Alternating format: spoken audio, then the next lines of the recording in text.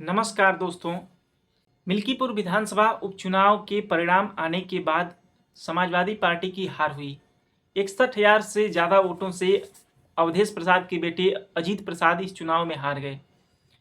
चुनाव में हारने के बाद उनसे जब पत्रकारों ने सवाल पूछा अवधेश प्रसाद से, तो उन्होंने कहा कि प्रशासन ने पूरी तरीके से अपनी मनमानी की है।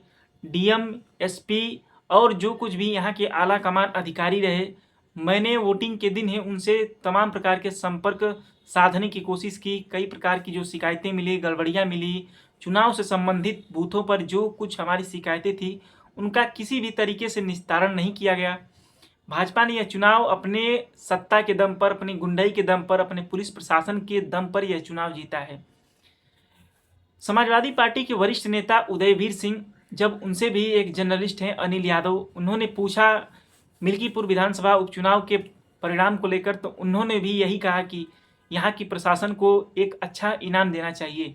यहाँ की प्रशासन जिंदाबाद, यहाँ की पुलिस जिंदाबाद। यहाँ के जो आला कमान निर्वाचन से संबंधित अधिकारी थे, उन सभी ने कोई कसर नहीं छोड़ी इस चुनाव को जिताने में।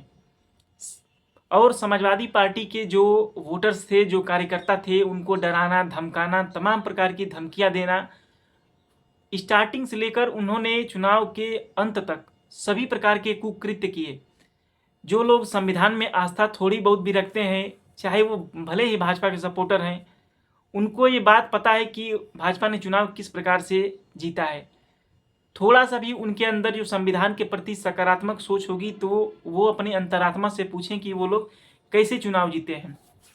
यहाँ पर पत्रकारों ने जब अखिलेश यादव से सवाल पूछा कि अयोध्या की सीट का बदला मिल्कीपुर में हराकर भाजपा ने आपसे लिया है, तो उन्होंने कहा कि अयोध्या की हार का बदला मिल्कीपुर कभी नहीं हो सकती। अयोध्या में जो समाजवादी पार्टी की जीत हुई थी, वह सच्ची जीत थी, वह लोकतंत्र की जीत थी, क्योंकि उसमें हर तरह की सच्चाई थी। बल्कि मिल्कीपुर में जबरदस्ती अपने जो प्रशासनिक तंत्र है उसका दुरुपयोग करके भाजपा ने इस चुनाव को जीता है। अखिलेश यादव ने आगे भी कहा कि भाजपा की जो 420 है, आने वाले भविष्य में जो विधानसभा का 2027 का चुनाव होगा, उसमें इसकी 420 नहीं चलेगी, जो कि 403 सीटों पर चुनाव होगा, उसमें ये छल बल नहीं कर पाएगी। और जनता बखूबी समझ रही है, सब कुछ समझ रही है, इसका जवाब आने वाले चुनाव में इसे देगी। इस समय बात करें समाजवादी पार्टी की, तो अपने जो हर जिले के बूथ स्तर से लेकर जो इनके कार्यकर्तागण हैं, उनको सूचित कर दिया गया है कि 27 जनवरी से जो घर घर पीडीए परिचर्चा चल रही है, हर घर घर तक जो दलित, वंचित, शोषित, पिछड़े हैं, अल्पसंख्यक हैं, इन सभी तक बाबा साहब के जो विचार हैं इनको पहुंचाना है। और जो पीडीए की चर्चा है, इसको और ज़्यादा समाज में समरूपता लाने के लिए, एक दूसरे में सामंजस्य स्थापित करने के लिए तथा सभी में जागरूकता फैलाने के लिए जो पीडीए की महापंचायत है, इसमें सभी लोगों को भाग लेना है, ज़्यादा से ज़्यादा उन लोगों से जुड़ना है, ताकि आने वाले जो विधानसभा का चुनाव है, इसमें समाजवादी पार्टी को एक बड़ी जीत मिले। दोस्तों, यहाँ पर बात करें समाजवादी पार्टी की, तो बिल्कुल बूथ स्तर से जो शीर्ष नेतृत्व है, सभी लोग आने वाले विधानसभा के चुनाव के लिए बिल्कुल तरीके से लग गए हैं। इन्हें इस बात की आशंका है कि शायद इस प्रकार की जो धांधली कर रही है वर्तमान में भाजपा की सरकार, अपनी गुंडाई के दम पर, अपने पुलिस प्रशासन के दम पर, ये उस समय भी इसकी ये चालाकी रहेगी और ये कोशिश करेगी, हर संभव प्रयास करेगी चुनाव को किसी तरह जीतने के लिए, लेकिन हमें मुस्तैद रहना होगा।